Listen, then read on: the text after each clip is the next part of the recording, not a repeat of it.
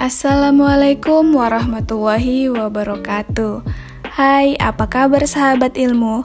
Adanya ilmu pengetahuan tak lepas dari proses sejarah perkembangannya.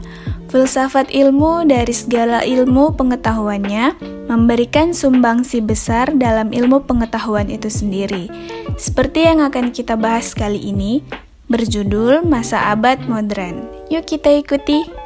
Pada masa abad modern ini, pemikiran filsafat berhasil menempatkan manusia pada tempat yang sentral dalam pandangan kehidupan, sehingga corak pemikirannya antropocentris, yaitu pemikiran filsafat mendasarkan pada akal pikir dan pengalaman. Sebelumnya, telah dikemukakan bahwa munculnya Renaissance dan humanisme sebagai awal masa modern, di mana para ahli atau filsuf menjadi pelopor perkembangan filsafat.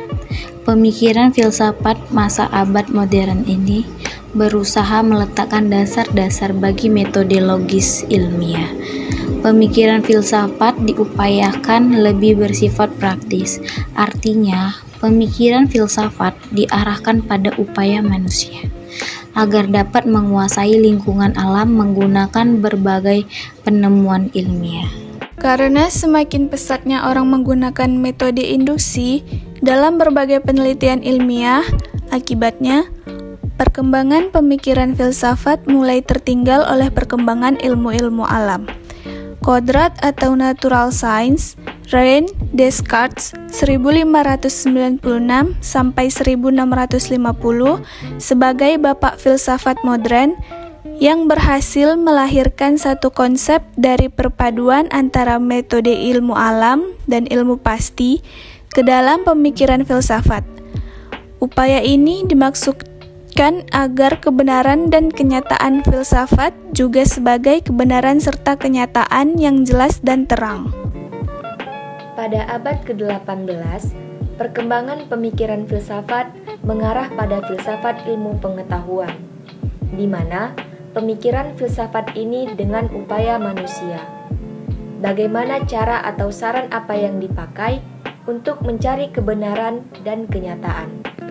Sebagai tokohnya adalah George Berkeley pada tahun 1685 sampai 1753, David Hume pada tahun 1711 sampai 1776, dan Rousseau pada tahun 1722 sampai 1778. Di Jerman, muncul Christian Wolff pada tahun 1679 sampai 1794 dan Immanuel Kant pada tahun 1724 sampai 1804. Pada abad ke-19, perkembangan pemikiran filsafat terpecah belah.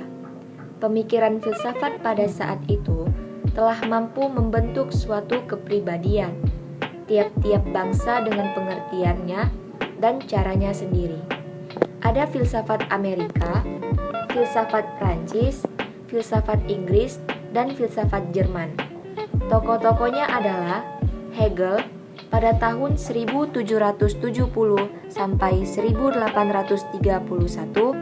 Karl Marx pada tahun 1818 sampai 1883, Auguste Comte pada tahun 1798 sampai 1857, J.S. Mill pada tahun 1806 sampai 1873, John Dewey pada tahun 1858 sampai 1950. Akhirnya dengan munculnya pemikiran filsafat yang mendomisilin.